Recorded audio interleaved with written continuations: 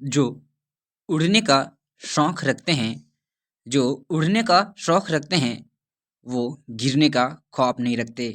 नमस्कार दोस्तों, हिंदी साहित्य लाभ चैनल में आप सभी का हार्दिक स्वागत है।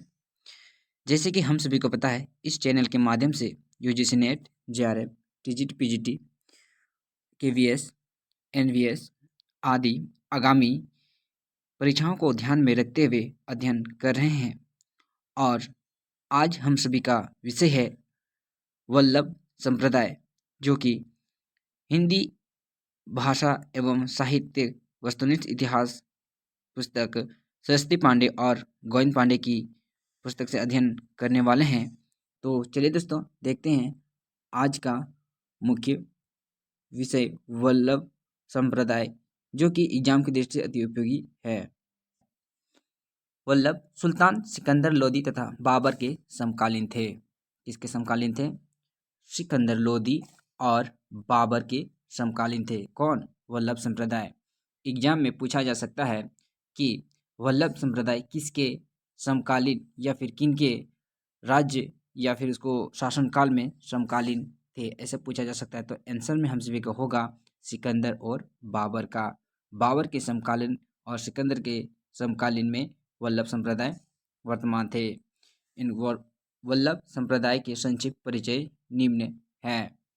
जन्म 1478।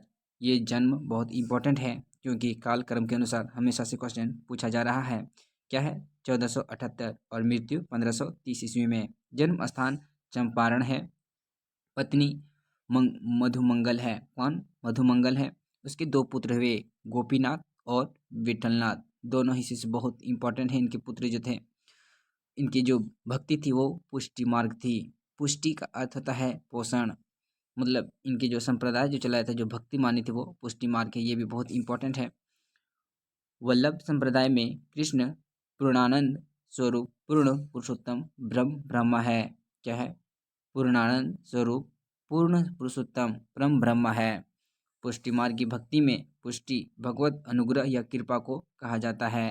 क्या है? पुष्टि मार्ग में पुष्टि किसको कहा जाता है? भगवत अनुग्रह या कृपा को कहा जाता है। भागवत महापुराण में लिखा है कि पुष्टि की में पोषणम पोषणम की तदनुग्रह भगवत कृपा भगवत कृपा। आगे कहते हैं कि पुष्टि मार्ग भक्ति में 3 प्रकार के मार्ग हैं, जीव तथा भक्त होते हैं, जो निम्न है। क्या क्या होते हैं? 3 चीज, मार्ग, जीव और भक्त। मार्ग कौन कौन सा? मार्ग मतलब रास्ता, उसको प्राप्त करने का। किसको? पुष्टि मार्ग में जगह या फिर वहाँ उसमें पहुँचने का रास्ता, जिसमें दिया है मर्यादा मार्ग, जिसका वैदिक मार्ग कहा जाता है। प्रवाह मार्ग लौकिक सुख भोग कहा जाता है। और पुष्टि मार्ग भक्ति व मार्ग, मतलब मर्यादा मार्ग, प्रवाह मार्ग, पुष्टि मार्ग। वो प से 2 है, जैसे प्रवाह मार्ग और पुष्टि मार्ग। याद करने का ये हम सभी का तरीका अपना सकते हैं कि प्रवाह मार्ग और पुष्टि मार्ग। तीसरा है मर्यादा मार्ग। जी में 3 आते हैं। देखिए, इसमें भी वैसी तरह है, मर्यादा जीव, प्रवाह जीव और पुष्टि जीव। क्या? प्रवाह जीव, पुष्टि जीव और मर्यादा जीव।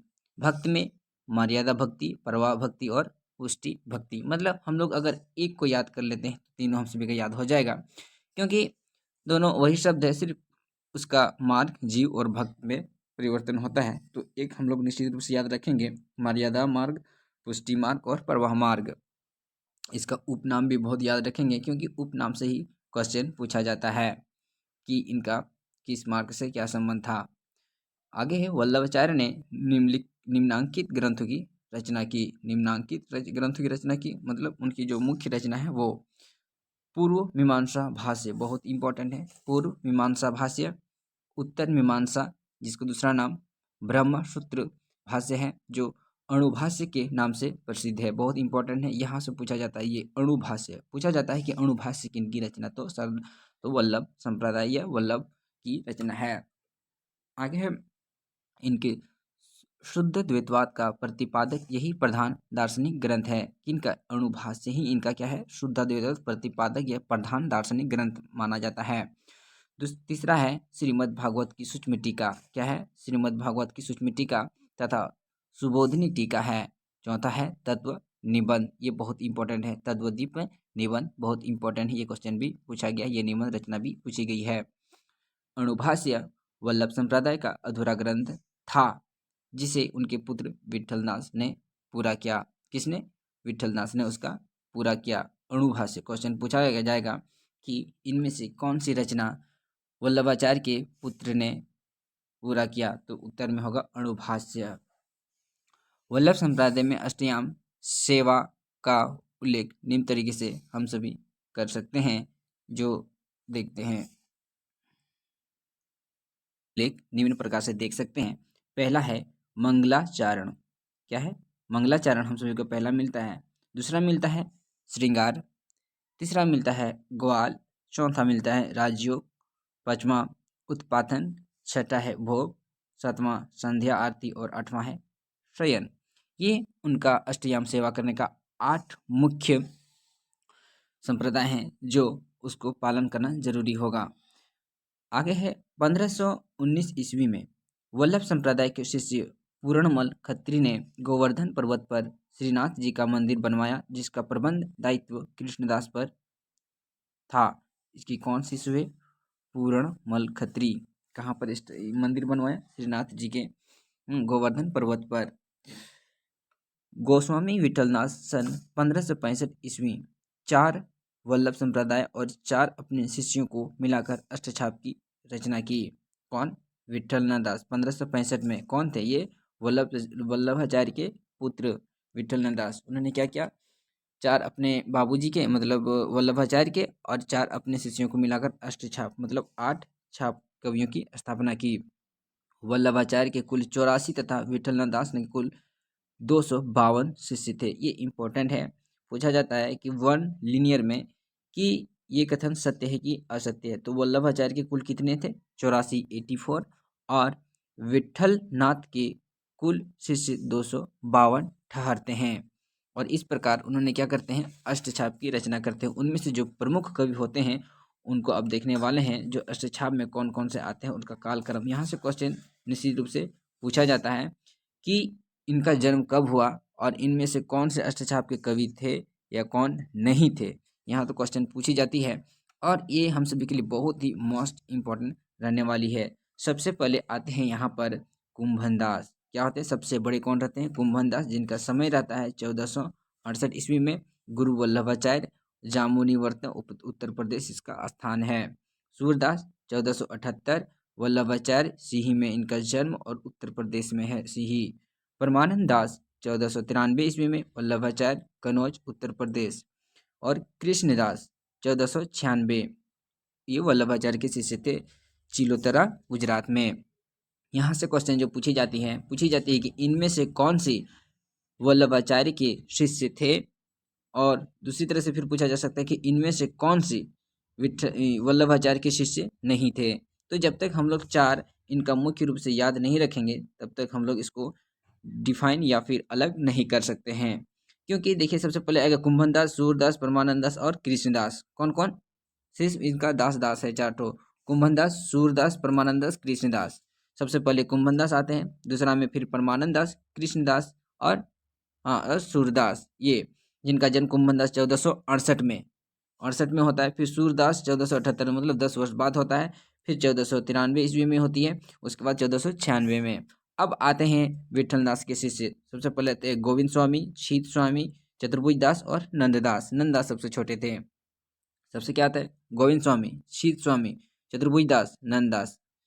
शीत स्वामी, चतुर्भुज दास, नंददास, गोविंद स्वामी। सबसे पहले गोविंद दास का जन्म होता है 1505 में। कब होता है? 1505 में। किसका?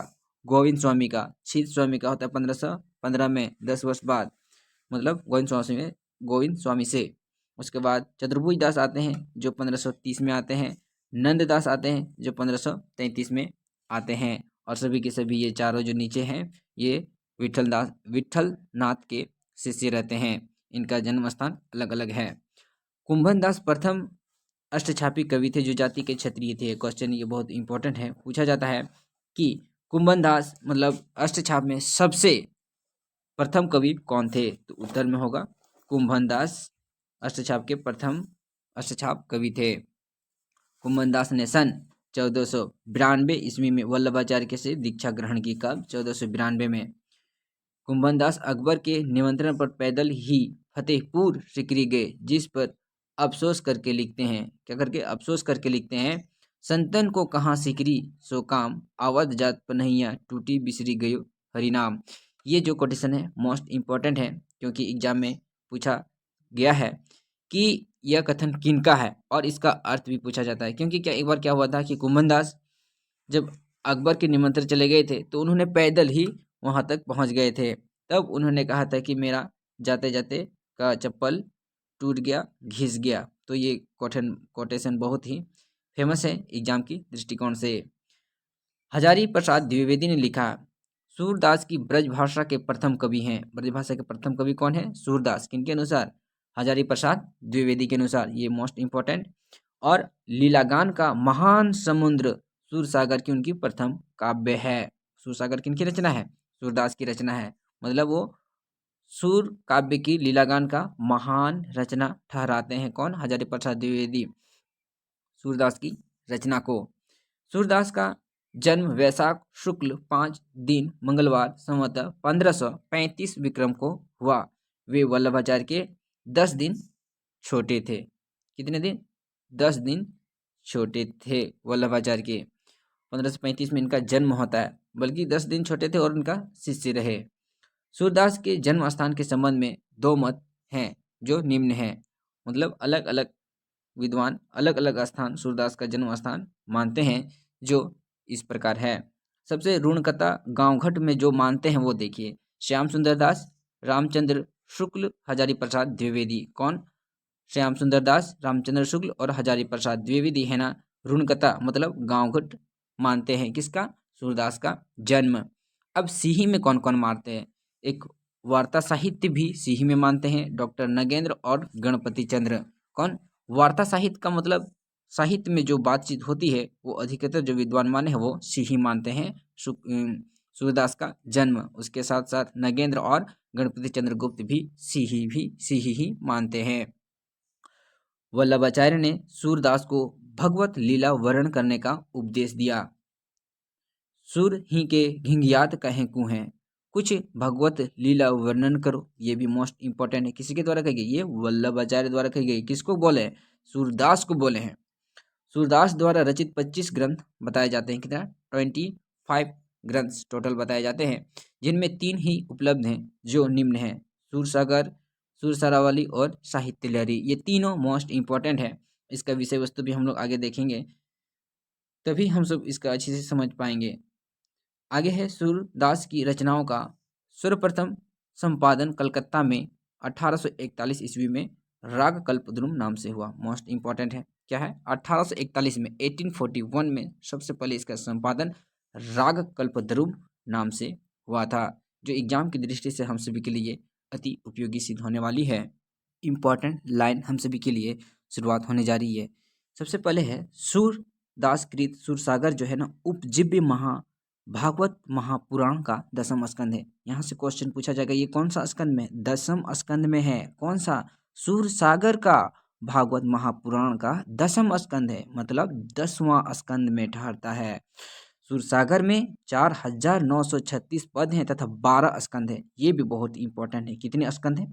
टोटल 12 स्कंद ठहरते हैं, जो एग्जाम में यहीं से हम लोग छोटी छोटी चीज़ों को ध्यान में रखेंगे तभी जाके पकड़ पाएंगे। सूरदास ने सूरसागर में 3 भ्रमर गीतों की योजना की है। कितनी? 3 भ्रमर गीतों की योजना की। किसमें? सूरसागर में। यहाँ पर क्वेश्चन पूछा जाएगा कि इनमें से कौन सी रचना में 3 भ्रमर गीतों की योजना की है? सूरसागर, साहित्य लहरी, सुरसरावली, ये सब क्वेश्चन ऑप्शन में दिया रहेगा। तो ये यहाँ से किससे होगा? 3 में कौन? 3 भ्रमर गीतों की योजना किसमें है? तो सूरसागर में मिलेगा। प्रथम भ्रमर गीत पद संख्या 4078 से 4710 ही मुख्य हैं। शेष 2 भ्रमर गीत क पद संख्या 4711 से 4712 तथा ख में 4713 कथात्मक है। भ्रमर गीत का सर्वप्रथम एक पूर्ण प्रसंग के रूप में वर्णन श्रीमद् भागवत के 10वें स्कंद के रूप में स्कंद के 47वें अध्याय के से 12 से 21 श्लोक में मिलता है। ये मोस्ट इंपॉर्टेंट है। कितने अध्याय में मिलता है? 47 अध्याय में मिलता है। कौन से कौन किसके किसके श्लोक के बीच में, तो 12 से 21 श्लोक के बीच में मिलता है। हिंदी साहित्य में भ्रमर गीत काव्य परंपरा का परिवर्तन सूरदास ने किया। ये मोस्ट इंपोर्टेंट लाइन, भ्रमर गीत का काव्य परंपरा का परिवर्तन किसने किया, मतलब शुरुआत किसने किया, सूरदास ने। सूर सागर के काव्य के रूप में के संबंध में विभिन्न विद्वानों का मत निम्न है, मतलब उनके बारे में उनका कथन कहें कि सूरदास के काव्य के बारे में क्या क्या कथन और क्या क्या अच्छाई इसमें देखने को मिलती है, क्या क्या उनको दर्जा मिलता, उपनाम मिलता है। सबसे पहले चंद बली पांडे कहते हैं कि इनकी जो काव्य है वो लीला प्रबंध काव्य या भाव प्रबंध काव्य है। क्वेश्चन यहाँ से पूछा जाता है कि ये कथन सूरदास के बारे में किसने कहा, तो चंद बली पांडे ने क्या कहा कि लीला प्रबंध काव्य या भाव प्रबंध काव्य है, ये चंद ने कहा। हजारी प्रसाद द्विवेदी कहते हैं गीत काव्यात्मक मनोरागों पर आधारित विशाल महाकाव्य है। विशाल महाकाव्य के नाम से इसको संबोधित किया है किसने, HPD ने। ब्रजेश्वर वर्मा ने कृष्ण चरित का महाकाव्य कहा। ये सब उपाधियां उनको दी गई है, मोस्ट इंपॉर्टेंट है सभी। सर्वसम्मति से गेय मुक्त काव्य है। सर्वसम्मति का मतलब साहित्य में जितने भी विद्वान हैं मोस्टली ने ये गेय मुक्त काव्य उनकी रचना को माना है। तो यहाँ पर हम सभी सबका ध्यान रखेंगे, ऐसा नहीं कि सर्वसम्मति से जो है वही मानेंगे, मतलब ब्रजेश्वर क्या कहें उनको भी ध्यान में रखेंगे, हजारी प्रसाद द्विवेदी ने क्या कहा उनको भी ध्यान में रखेंगे। भ्रमर गीत में कुल 700 पद है, ये भी इंपॉर्टेंट है। कितने, 700 पद किसमें, भ्रमर गीत में। प्रोफेसर मैनेजर पांडे ने भ्रमर का 3 रूप बताया। किसने, मैनेजर पांडे ने क्या क्या बताया, कृष्ण का प्रतीक, उद्धव का प्रतीक, स्वतंत्र रूप में प्रतीक, ठीक है, 3 रूप माने मैनेजर पांडे ने। भ्रमर गीत को उपालंब काव्य भी कहते हैं, इसका दूसरा नाम क्या है, उपालंब काव्य भी इसको कहा गया है। किसको, भ्रमर गीत को। आचार्य रामचंद्र शुक्ल ने इसे ध्वनि काव्य कहा। मोस्ट इंपॉर्टेंट किसने कहा, RC ने, मतलब रामचंद्र शुक्ल ने भ्रमर गीत को ध्वनि काव्य कई संज्ञा प्रदान की है। सूर सारावली में 1107 छंद है। कितने, टोटल कितने, सूर सारावली में कितने छंद हैं, 1107, और भ्रमर गीत में कुल कितने पद हैं, 700। तो इस दोनों का हम लोग ध्यान रखेंगे। सूर सारावली में 1107 है और भ्रमर गीत में 700। इसकी रचना संसार को होली का रूपक मानकर की गई है, मतलब उसका जो विषय वस्तु क्या है वो संसार को होली का रूपक मानकर की गई है। किसको, सूर सारावली, जिसमें 1107 छंद ठहरते हैं। अब आता है साहित्य लहरी, जिसका प्रकाशन वर्ष 1550 ईस्वी में अलंकार और नायिका भेद के उदाहरण प्रस्तुत करने वाले 118 दृष्टिकृत पद हैं। कितने, 118, ये भी मोस्ट इंपॉर्टेंट है। सबसे पहले इसका हम साहित्य रचना का प्रकाशन याद रखेंगे कि 1550 में, मतलब 1550 में ठहरता है। अलंकार और नायिका भेद, इसका विषय वस्तु क्या है, अलंकार और नायिका भेद के द्वारा इसका मुख्य विषय ठहरता है। आचार्य रामचंद्र शुक्ल ने लिखा है, क्या लिखा है कि वात्सल्य और श्रृंगार के क्षेत्र का जितना अधिक उद्घाटन सूर्य ने बंद आंखों से किया उतना किसी कवि ने इन क्षेत्रों का कोना कोना वे झांक आए हैं। बहुत इंपॉर्टेंट लाइन है, कितनों बार ना जाने इस लाइन को एग्जाम में पूछा गया है, जो एग्जाम की दृष्टि से मोस्ट इंपॉर्टेंट है। मतलब सूरदास के बारे में रामचंद्र शुक्ल कहते हैं कि वो इतने विद्वान हैं कि किसी कवि ने नहीं, इन क्षेत्रों का कोना कोना, मतलब हर कोना हर क्षेत्र के बारे में उन्होंने झांक लिया है, समझ लिया है, जानकारी ली है। अजय रामचंद्र शुक्ल ने लिखा है कि सूर्य की बड़ी भारी विशेषता है नवीन प्रसंगों की उद्भावना। क्या है, नवीन प्रसंगों की उद्भावना। प्रसंग उद्भावना करने वाली ऐसी प्रतिभा हम तुलसी में नहीं पाते हैं, मतलब इसका विशेषता के बारे में बताई जा रही है। शुक्ल ने लिखा है कि आचार्यों की छाप लगी हुई 8 वीणाएं, श्री कृष्ण की 8 वीणाएं का मतलब वही अष्टछाप, 8 वीणाएं श्री कृष्ण की प्रेम लीला कीर्तन करने उठी। मतलब उनमें से जो है ना, सूरदास कृष्ण के बारे में सबसे अधिक प्रेम लीला या उनके ही जो कृष्ण के द्वारा ही जो सबसे जो उनकी लीलाओं का ही वर्णन किया करते थे उनकी हर रचनाओं में, जिनमें सबसे ऊंची सुरीली और मधुर झंकार अंधे कवि सूरदास की वीणा में थी, है ना। उनकी जो वीणा में थी ना, वो सूरदास की जो वीणा थी वो कृष्ण का सबसे अधिक मोस्ट प्रिय थी। आगे कहते हैं हजारी प्रसाद द्विवेदी ने लिखा है कि जब सूरदास जब अपने विषय का वर्णन शुरू करते हैं तो मानो अलंकार शास्त्र हाथ जोड़कर उनके पीछे दौड़ा करते हैं। उपमाओं की बाढ़ आ जाती है, रूपों की वर्षा होने लगती है, संगीत के प्रवाह में कवि स्वयं बह जाता है। मोस्ट इंपॉर्टेंट लाइन है सूरदास के विषय में हजारी प्रसाद द्विवेदी द्वारा कही जा रही है। सूरदास की मृत्यु पर विठल दास ने कहा था, क्या कहा था कि पुष्टि मार्ग को जहाज जात, पुष्टि मार्ग को जहाज जात है, जाय कछु लेनो होय तो लेऊं। मतलब पुष्टि जब उनका देहांत हो गया था तो उन्होंने उस विषय पे कहा था कि जाइए कुछ लेना है तो ले लीजिए, क्योंकि सूरदास बहुत ही एक सद्भावना व्यक्ति थे जो किसी के ऊपर आसानी से दया करते और उनका हर संभव मदद करते थे, जो साहित्य को एक उच्चतम स्थान पर ले जाने की कोशिश करते थे। निम्न प्रकार से है, कहते हैं कि खंजन नयन रूप रस माते, खंजन नयन रूप रस माते, अति से चारा चपल अनियारे, पल पिंजरा ना समाते। इंपॉर्टेंट है कि ये किनका कथन है, तो सूरदास का। सूरदास को वात्सल्य रस का सम्राट कहा जाता है, वात्सल्य रस का। परमानंद ने वल्लभाचार्य से अरेला प्रयाग की दीक्षा ग्रहण की थी। कहाँ से? परमानंद की दास के वल्लभाचार्य से अरेला से ने दीक्षा ग्रहण की थी, मतलब उन्हीं के शिष्य थे, किसके? वल्लभाचार्य के।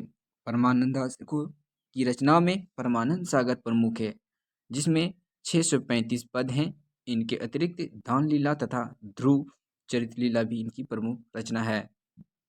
कृष्णदास कुंभी जाति के शूद्र थे। इनके प्रमुख ग्रंथ हैं जुगलमान चरित्र, भ्रमर गीत, प्रेम तत्व निरूपण। इनकी प्रमुख रचना हम मिलती है। गोविंद स्वामी ब्रज मंडल के महावन नामक स्थान पर रहते थे। गोविंद स्वामी जहाँ रहते थे वह स्थान गोविंद स्वामी की कदम खंडी नाम से प्रसिद्ध है।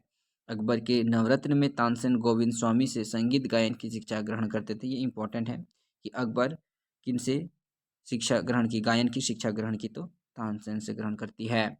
इनके पदों का संकलन गोविंद स्वामी के पद नाम से प्रसिद्ध है। शीत स्वामी बीरबल के पुरोहित थे। ये इंपॉर्टेंट है, शीत स्वामी किसके पुरोहित थे? तो बीरबल के। पुष्टि मार्ग में दीक्षित होने के बाद ये गोवर्धन पर्वत के निकट पुंचरी नामक स्थान पर तमाल वृक्ष की छाया में रहने लगे या रहते थे। इनकी स्फुट रचनाओं का संकलन पदावली नाम से प्रसिद्ध है। किनकी? शीत स्वामी की। चतुर्भुज दास प्रसिद्ध अष्टचाप कवि कुंभन दास के कनिष्ठ पुत्र थे। किसके? कुंभन दास के कनिष्ठ पुत्र, मतलब उनके बड़े बेटे थे। और कहते हैं कि चतुर्भुज दास के स्पष्ट पदों का संकलन चतुर्भुज दास कीर्तन संग्रह, कीर्तनावली और दान लीला नाम से प्रकाशित हुई। कौन कौन? एक चतुर्भुज कीर्तन संग्रह, कीर्तनवली और दान लीला। अष्टचाप के कवियों में नंद का स्थान काव्य सौष्ठव और भाषा की प्रजनता में सूरदास के बाद है। सौष्ठव और भाषा की प्रजनता के सूरदास के बाद है। नंददास के ग्रंथ पद संख्या एवं कथ्य निम्न ढंग से हमसे भी देख सकते हैं। नंददास की कौन कौन सी रचना है, उसका पद संख्या कितनी है और उसका विषय वस्तु किस ग्रंथ से क्या विषय है, उसको अब देखने वाले हैं। सबसे पहला आता है नंददास का अनेकार्थ मंजरी, पद संख्या 228। अनेकार्थ मंजरी है ना, किनकी रचना है? नंददास की। मोस्ट इंपॉर्टेंट है ये सभी। और इनका विषय है पर्याय कोश। मान मंजरी अमर कोश के आधार पर लिखा गया पर्याय कोश है। सुदामा चरित श्रीमद् भागवत की कथानायक पर सुदामा कृष्ण के संख्या भाव का वर्णन है। रस मंजरी 270 इसमें पद संख्या है और इसका विषय है नायिका भेद। रूप मंजरी लघु प्रेम ख्यान काव्य है। प्रेम विरह मंजरी 147 पद संख्या है और इसका विषय है नायिकाओं का विरह वर्णन। इसमें 12 मासा भी है। प्रेम 12 खड़ी श्याम सगाई 63 इसमें पद संख्या है। श्याम की सगाई का वर्णन है। रुक्मणी 90 पद हैं, विवाह काव्य का वर्णन है। और रास पंचाध्यायी बहुत इंपॉर्टेंट है। रास पंचायत ही बहुत इंपॉर्टेंट है। भंवर गीत बहुत इंपॉर्टेंट है। हाँ, श्याम सगाई भी बहुत इंपॉर्टेंट है। तो भंवर गीत 216 पद हैं। इसका है सगुण और निर्गुण पर गोपी उद्धव का संवाद का वर्णन है। रास पंचाध्यायी में कृष्ण की रासलीला का अनुप्राणियुक्त साहित्यिक भाषा का वर्णन है। तो ये था हम सभी का ये मोस्ट इम्पॉर्टेंट नंददास के बारे में, उनकी विषय वस्तु को दिया गया है। आगे देखते हैं इसका। और सिद्धांत पंचाध्यायी क्या है? सिद्धांत पंचायती इसका विषय है कृष्ण की रासलीला। ये भी बहुत इंपॉर्टेंट है, ये मोस्ट इंपॉर्टेंट नंददास की रचना है। क्या है? सिद्धांत पंचायती। दसम स्कंद भाषा, जिसमें 1700 पद हैं। श्रीमद् भागवत के दसम स्कंद का पद्यमय अनुवाद है। ये भी मोस्ट इंपॉर्टेंट है।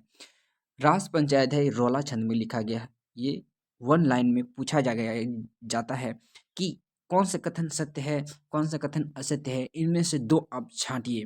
तो ये बहुत छोटी छोटी बातें बारीकी से हम सभी को याद रखना है, ताकि एग्जाम में आसानी से हम लोग इसको सेलेक्ट करके अलग कर सके।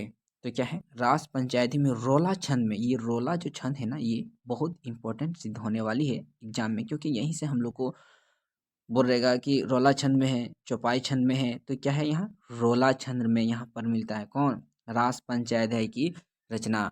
अब इसमें वियोगी हरि ने इसे हिंदी का गीत गोविंद कहा। देखिए कितनी इंपॉर्टेंट बात यहाँ पर है।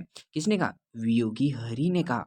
क्या कहा? कि हिंदी का गीत गोविंद का किसको कहा? रास पंचाध्याय को। यह 5 अध्याय में विभक्त है। कितनी? 5 लेसन में डिवाइडेड, मतलब भाग क्या हुआ है, अलग क्या हुआ है। हिंदी के समस्त भ्रमर गीतों में नंददास का भंवर गीत दार्शनिक दृष्टि से सर्वश्रेष्ठ है। यहाँ बहुत इंपॉर्टेंट है कि यहाँ पर जो है नंददास की एक भंवर गीत जो दार्शनिक दृष्टि से सर्वश्रेष्ठ है। नंददास को जड़िया कहा जाता है, ये भी इंपॉर्टेंट है। क्या कहा जाता है? जड़िया। और कवि गड़िया, नंददास जड़िया, ये कथन तो बहुत प्रचलित है हिंदी साहित्य के क्षेत्र में, क्योंकि ये कई बार एग्जाम में पूछा जाता है। तो ये था दोस्तों हम सभी का एग्जाम की दृष्टि से मोस्ट इम्पॉर्टेंट लेसन या पार्ट वीडियो। अगर आप इस चैनल पर नए हैं तो please like, comment and subscribe कर दीजिएगा, ताकि अपलोड किए जाने वाले हर वीडियो आपके पास जल्द से और बहुत ही आसान तरीके से पहुंच सके। उसके साथ साथ मुझे भी मोटिवेशनल मिलते रहे, ताकि हम इसी तरह और भी वीडियो आप सभी के बीच लाएं और हम अपना मंजिल तक आसानी से पहुंच सके। तब तक के लिए धन्यवाद।